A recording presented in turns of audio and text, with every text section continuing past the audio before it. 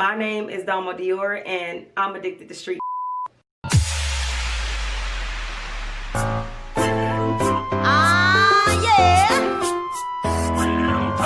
Hit Squad.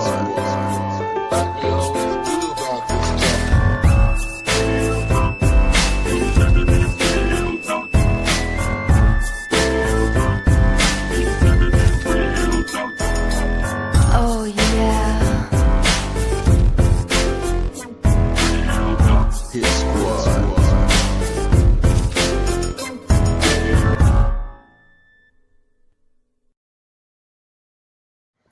There's two types of women in the black community. Actually, there's more, but I'm only focusing on two today. You got your Janae Amour, and then you got your Damu Dior. One loves the dude in the streets. The other one's been there and done that and has learned from it.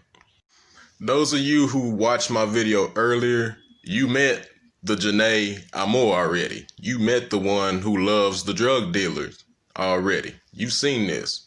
Now I'm finna show you the other side of it, cause like the late great Pimp C said, you need to see both sides of the game, the good and the bad.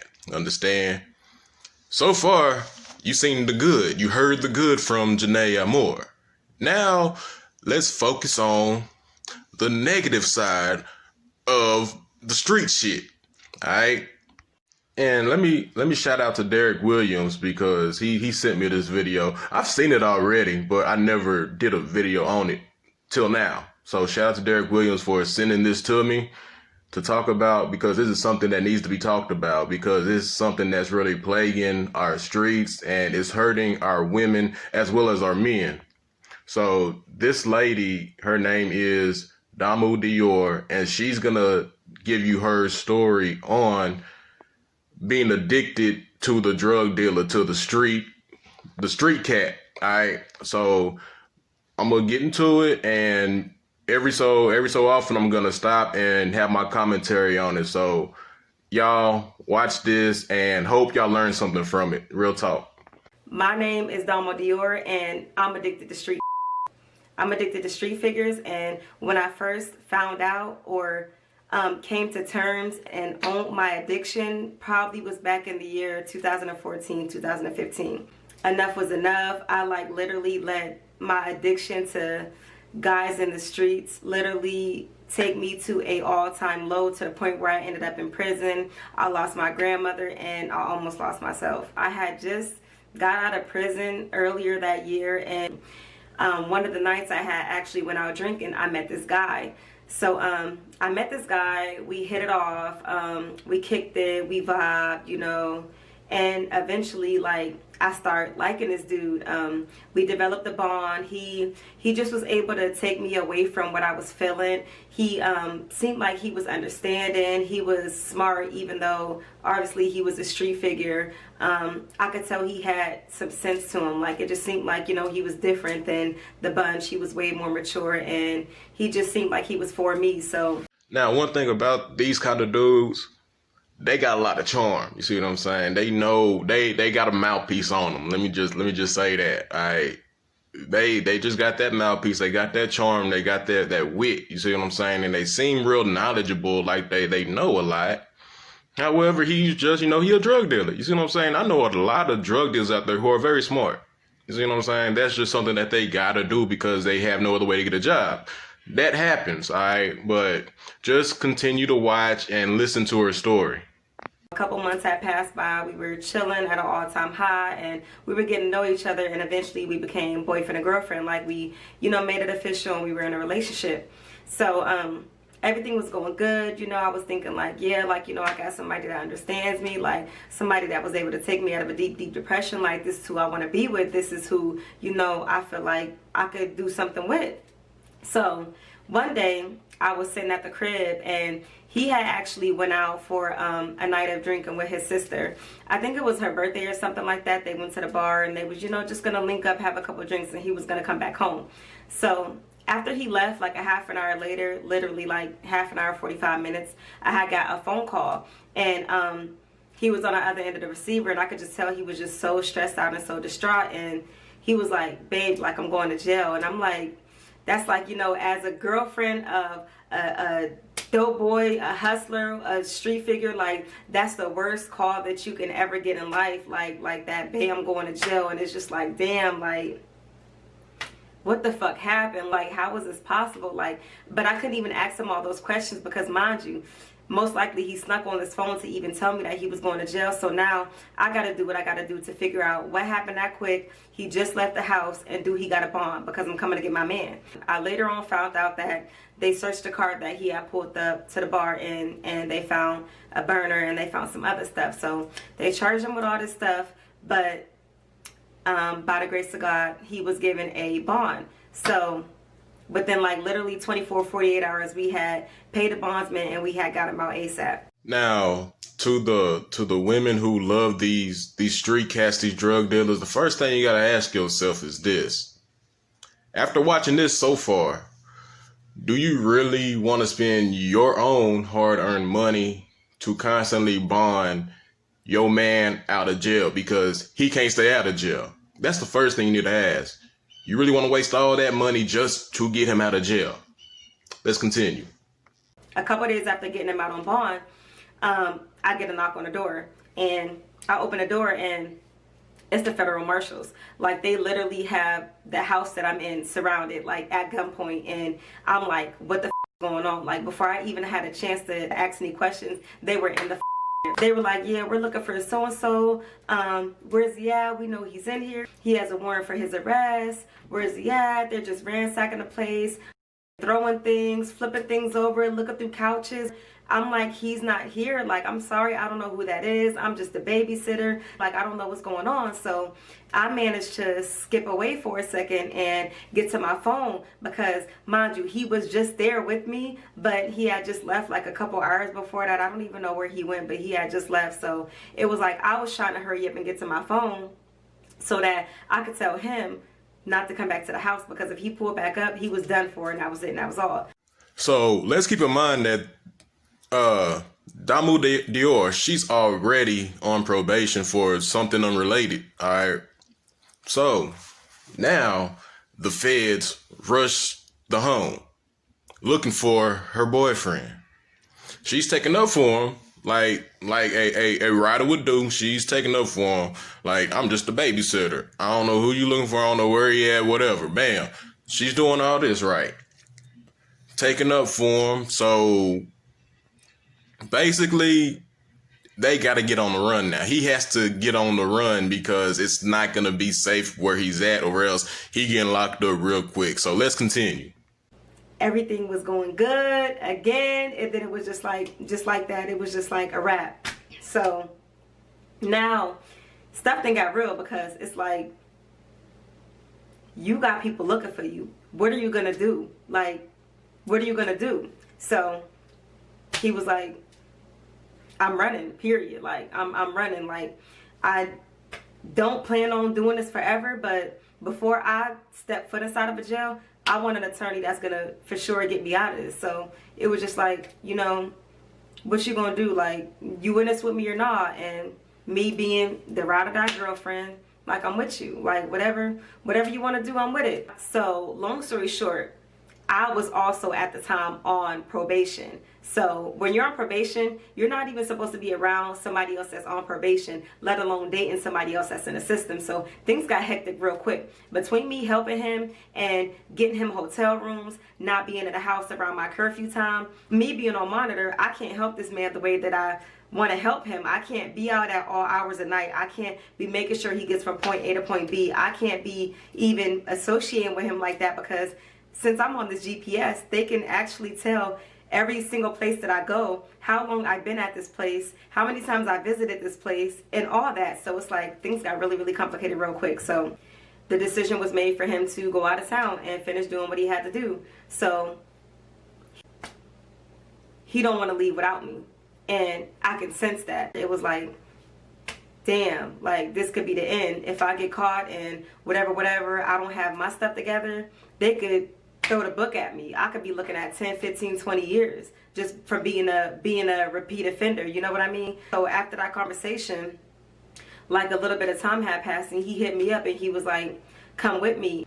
So now it's like, what do you mean come with you? Like, it just sounded so wrong, but it sounded so right. Like, this is, mind you, this is the man that I think I'm in love with. This is the man that I want to be with. Like, this is the man that, like, I put so much stuff on the line for. Like, a man that brought me out of a deep, deep depression. So I think I love him. Like, this is the person that I'm supposed to be with. All that good stuff. So it sounded perfect because it was just like, whatever. Like, it's us against the world. Stupid.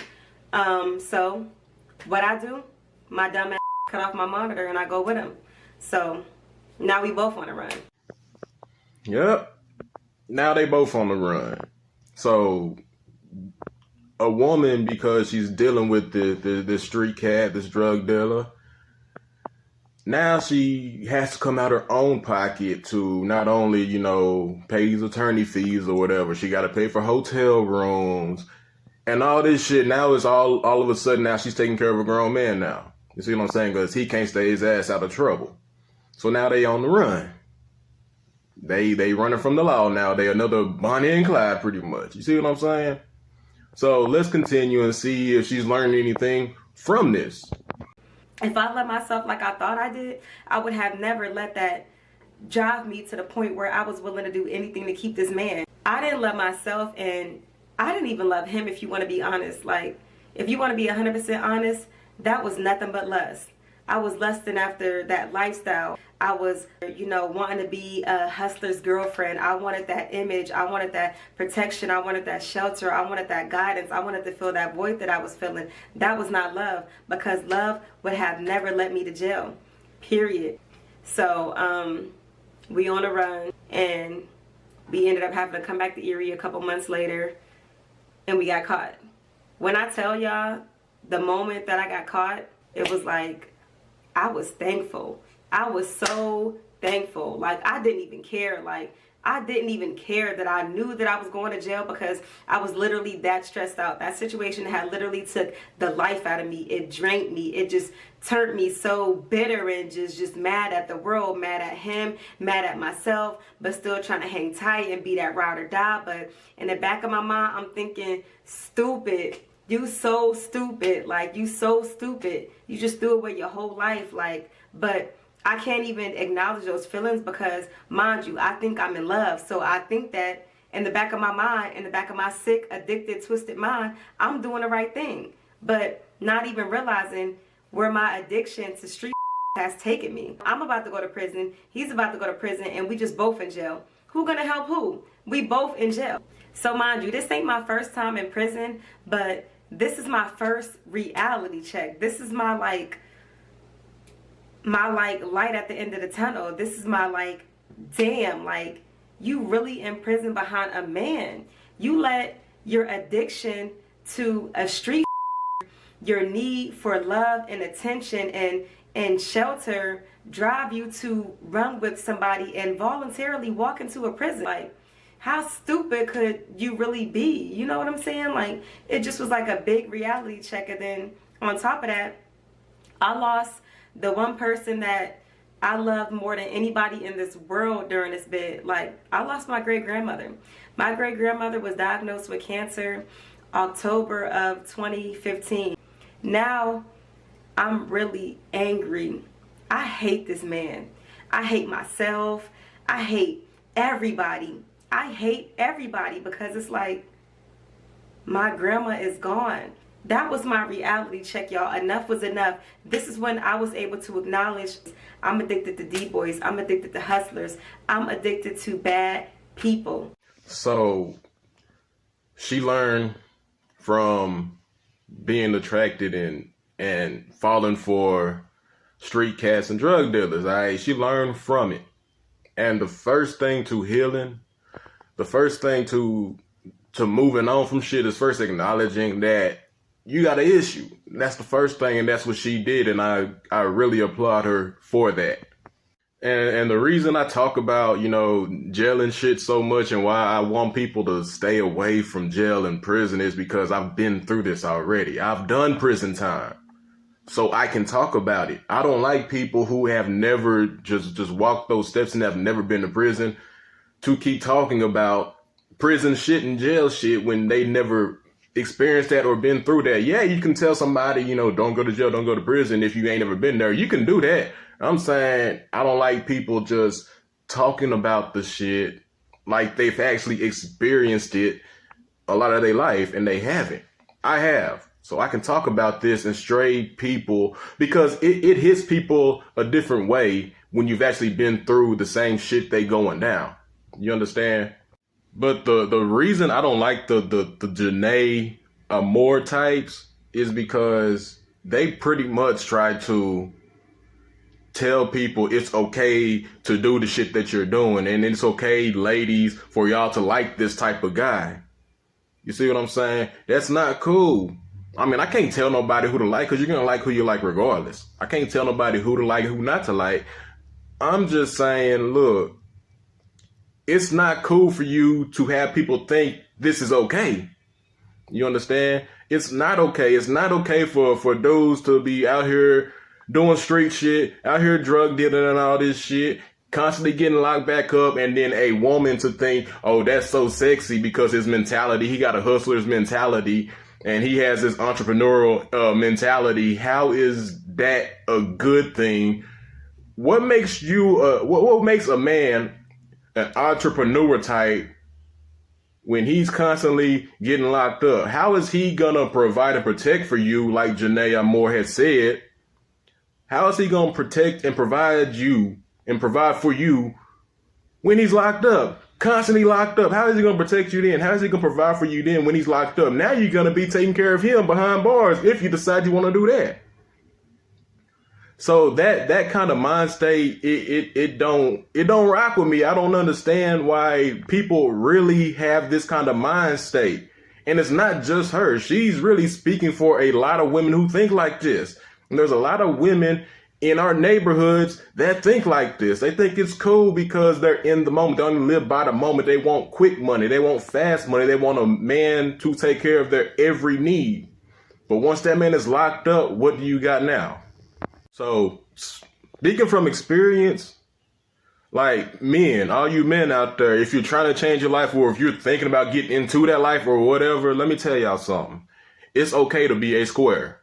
All right? It's okay. I used to think back in my 20s that being a square, like, you really, come on now, you're boring, bro. You know what I'm saying? I used to think like that too. Now, I would choose the square life over being in the streets, making fast money, getting in trouble, popping pistols, doing all this shit. I would rather be a square over that any fucking day, because prison is not the place to be. I don't give a shit. It's not cool. I will never tell nobody it's cool and you learn how to be a man in prison, all that shit. No, that's stupid.